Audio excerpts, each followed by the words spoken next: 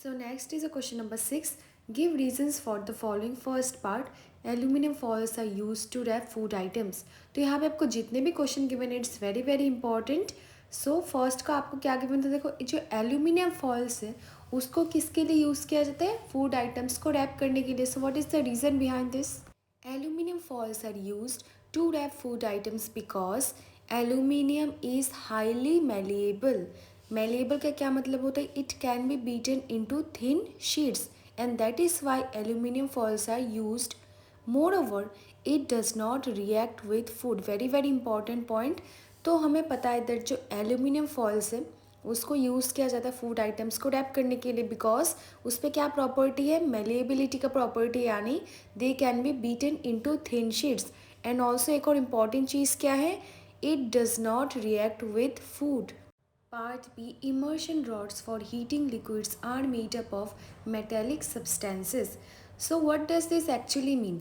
Liquid को heat करने के लिए जो रॉड्स का यूज़ किया जाता है it is made up of metallic substances, वो मेटल्स का होता है. So what is the reason behind this, वो आपको एक्सप्लेन करना है. So what you will write. We know that metals are good conductors of heat and electricity, and therefore immersion rods for heating liquids are made up of metallic substances. So हमें पता है metals क्या है, metals are good conductors of heat and electricity. That is उससे easily जो heat है electricity वो pass हो जाता है. That is why जो immersion rods है जिससे liquid को heat किया जाता है they are made up of metallic substances.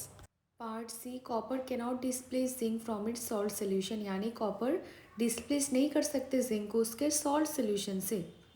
The reactivity of zinc is higher than copper.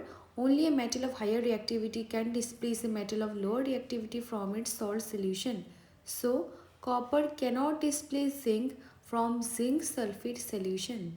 तो उसके पहले आपको रिएक्टिविटी सीरीज ऑफ मेटल्स बहुत ही अच्छे से पढ़ना पड़ेगा. Only after that you can answer this kind of question. हमें पता है, देखो जो जिंक है, जिंक का रिएक्टिविटी हायर होता है एज़ कम्पेयर टू कॉपर. तो सिंस यहाँ पे जैसे हमें पता है कॉपर एंड जिंक में किसका रिएक्टिविटी हायर है, जिंक का. And that is Y copper कभी भी जिंक को डिस्प्लेस नहीं कर पाएगा बिकॉज उसका reactivity is lower than that of zinc.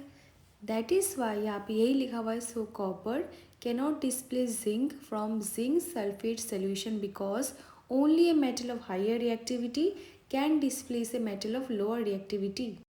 Last one, sodium and potassium are stored in kerosene. तो सोडियम एंड पोटेशियम को कैरेसिन पे स्टोर करके रखा जाता है. What is the reason behind this, you have to explain. Now again मैं आपको बोलूँगी रिएक्टिविटी सीरीज ऑफ मेटल्स का. अगर आपको प्रॉपर नॉलेज होगा only then you can answer this kind of questions. Now sodium and potassium क्या है, they are highly reactive metals. वो रिएक्टिविटी सीरीज पे नंबर 1 एंड 2 पे ही हैं. They can catch fire even when they come in contact with air. So they have to be kept in kerosene. अगर sodium and potassium को contact पे आ गया air का या फिर इवन वाटर का तो वो बहुत ही जल्दी फायर कैच कर लेता है. एंड दैट इज़ वाई उसको कैरेसिन पे स्टोर करके रखा जाता है. So next is a question number 7. Can you store lemon pickle in an aluminium utensil, explain. Suppose आपके पास एक एल्यूमिनियम का यूटेंसिल है, उस पर क्या आप प्रेफर करोगे उस पर लेमन पिकल रखना. नाउ इसका आंसर देखो आप लोग क्या लिखोगे. No, we cannot store lemon pickle in aluminium utensils as metals react with acids to liberate hydrogen gas. The pickle, which is acidic in nature, can be spoiled.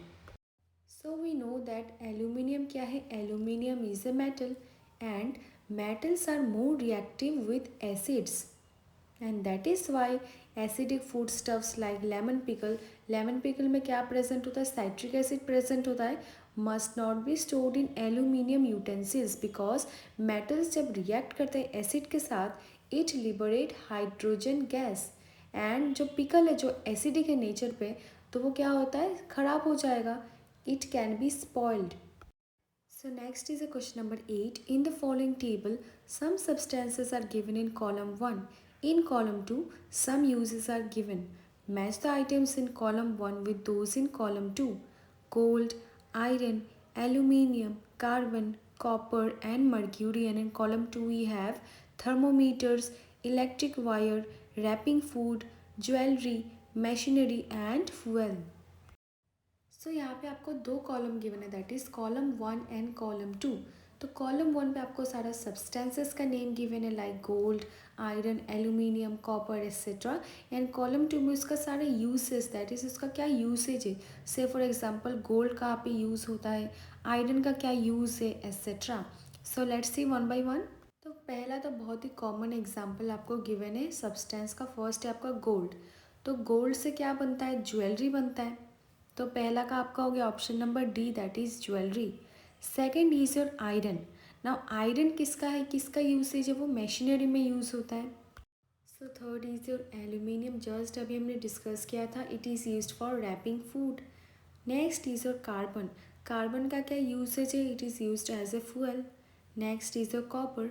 Copper का भी usage है सबसे ज़्यादा in electric wires. And last is your mercury. Mercury कहाँ पे present होता है, in your thermometers.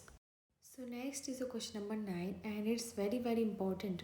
What happens when first part dilute sulfuric acid is poured on a copper plate? Write word equations of the reactions involved. Copper does not react with dilute sulfuric acid. When concentrated sulfuric acid is poured on a copper plate, copper reacts with sulfuric acid to liberate hydrogen gas, यानी copper that is your Cu plus sulfuric acid that is your H2SO4 equals to copper sulfate plus hydrogen gas। तो पहला part में जैसे बोला गया कि अगर dilute sulphuric acid को पोर किया जाए कॉपर प्लेट में, देन इसका क्या रिएक्शन होगा, यू हैव टू एक्सप्लेन। देखो बहुत ही सिंपल है, कॉपर जो है वो डाइल्यूट सल्फ्यूरिक एसिड के साथ कभी भी रिएक्ट नहीं करता, बिकॉज वहाँ पे जो वाटर का क्वांटिटी बहुत हाई होता है। But in the case of concentrated तब क्या होता है, देखो कॉन्सेंट्रेटेड मीन्स जहाँ पे जो वाटर का क्वांटिटी है वो कम होता है। डाइल्यूट के केस में क्या देखा हमने, वाटर का क्वांटिटी हाई होता है। When concentrated sulfuric acid is poured on a copper plate, then what happens? Copper reacts with sulfuric acid to liberate hydrogen gas. तो सेकेंड केस पे जब कंसेंट्रेटेड सल्फ्यूरिक एसिड को पोर किया गया copper plate पे, then क्या liberate हुआ, क्या प्रोड्यूस हुआ, copper sulphate, water and hydrogen gas. जैसे आपको रिएक्शन देखो गिवन है, copper that is Cu plus sulphuric acid that is your H2SO4 equals to copper sulphate that is CuSO4 plus hydrogen gas H2। Part B, iron nails are placed in copper sulfate solution, then what happens? जब iron Niels को place किया गया copper sulphate solution पे, तो उससे क्या reaction हुआ, the reactivity of iron is more than copper. यहाँ पे भी आपको रिएक्टिविटी सीरीज बहुत ही अच्छे से जानना पड़ेगा। So iron will displace copper from copper sulphate solution and in this reaction the blue colour of copper sulphate fades. तो यहाँ पे हमने क्या देखा, डिस्प्लेसमेंट रिएक्शन देखा। रिएक्टिविटी जिसका हाइयर होता है वो रिप्लेस कर देता है लोअर रिएक्टिविटी मेटल को। तो यहाँ पे हमने देखा कि जो आयरन है, आयरन का जो रिएक्टिविटी है वो हाइयर है कॉपर से, कॉपर के कंपैरिजन में। एंड दैट इज़ वाई क्या हुआ, इस रिएक्शन में भी हमने देखा आयरन ने क्या किया, डिस्प्लेस कर दिया कॉपर को कॉपर सल्फेट सोल्यूशन से। दैट इज़ वो पहले ब्लूइश कलर में था, अब वो टर्न हो गया ग्रीनिश कलर पे। एंड इन दिस रिएक्शन जो अभी हमने देखा, the blue colour of copper sulphate fades and वो डिस्प्लेस हो गया ग्रीनिश कलर पे। So iron that is Fe plus copper sulphate that is your CuSO4, इससे क्या हुआ आपका आयरन सल्फेट प्रोड्यूस हो गया that is FeSO4 plus copper that is Cu। So next is a question number 10. Saloni took a piece of burning charcoal and collected the gas evolved in a test tube. First part, how will she find out the nature of the gas? तो सलोनी ने सबसे पहले क्या किया, एक charcoal को burn किया and उसका जो गैस इवॉल्व हुआ बर्न करने के बाद उसने क्या किया, उसको कलेक्ट कर लिया टेस्ट ट्यूब पे। फर्स्ट पार्ट में जैसे बोला है, आप कैसे nature of the gas find out करोगे, add some water in the test tube in which gas is collected. Now cover the test tube, shake it well, test the solution with blue litmus and red litmus. Blue litmus turns red, thus the nature of the gas is acidic. तो पहला case पे since हमें nature of the gas find out करना है, whether it is acidic in nature और whether it is basic in nature. तो हमें पता है, देखो इंडिकेशन हमने देखा था अबाउट लिटमस, ब्लू इंडिकेट क्या करता है, it is basic in nature, and red क्या इंडिकेट करता है, it is acidic in nature. तो सबसे पहले जैसे हमने टेस्ट ट्यूब को कलेक्ट किया था, जहाँ पे जो गैस है वो इवॉल्व हुआ था from charcoal, that is your burning charcoal. तो उस पर हमने सबसे पहले क्या किया, वाटर ऐड किया थोड़ा सा, एंड उसको बहुत ही अच्छे से कवर किया एंड शेक किया, only to find out the nature of the gas, whether it is acidic in nature और whether it is basic in nature. Now हमने क्या किया, सोल्यूशन को टेस्ट किया। देन क्या ऑब्जर्व हुआ, जो ब्लू लिटमस है टर्न्स इनटू रेड। तो रेड का क्या मतलब होता है, it is acidic in nature. Part B, write down word equations of all the reactions taking place in this process. तो ये जो होल प्रोसेस है उसको अभी क्या करना है, आपको वर्ड इक्वेशंस पे लिखना है।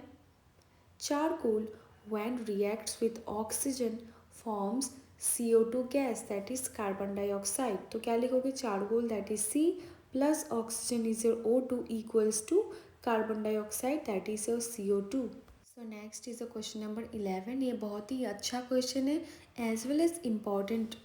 One day, Rita went to a jeweler shop with her mother. Her mother gave old gold jewelry to the goldsmith to polish. Next day, when they brought the jewelry back, they found out that there was a slight loss in its weight. Can you suggest a reason for the loss in weight? तो one day क्या हुआ, रीता अपने mummy के साथ एक jewellery shop में गई, that is gold jewellery shop पे ना। उसके मम्मी ने क्या किया, अपना जो ओल्ड जो गोल्ड ज्वेलरी है वो थोड़ा सा क्या हो गया, थोड़ा सा कलर उसका फेड हो गया था, दैट इज़ वाई पॉलिश कराने के लिए गोल्ड स्मिथ के पास लेके गई। तो पॉलिश कराने के बाद नेक्स्ट डे जब उन्होंने ज्वेलरी को लाया, देन उन्होंने क्या ऑब्जर्व किया, जो वेट है उसमें थोड़ा सा चेंजेस आया, उसका जो वेट है थोड़ा सा कम हो गया। तो उसके पीछे क्या रीज़न है, यू हैव टू एक्सप्लेन। तो गोल्ड ज्वेलरी को, दैट इज़ गोल्ड ऑर्नामेंट को जब पॉलिश करने के लिए दिया जाता है, जब उसका जो कलर है वो थोड़ा सा डल हो जाता है, दैन उसको एक पर्टिकुलर सोल्यूशन में डिप किया जाता है, जो क्या है आपका acid, which is your aqua regia, and it is a mixture of hydrochloric acid and nitric acid. तो इस प्रोसेस में क्या होता है, जो आउटर लेयर है गोल्ड का वो डिज़ोल्व हो जाता है इस एसिड पे, एंड जो इनर जो शाइनी लेयर है वो बाहर आ जाता है, दैट इज़ जो इनर शाइनी लेयर है वो विजिबल हो जाता है, and because of the loss of the upper layer of jewellery its weight is reduced.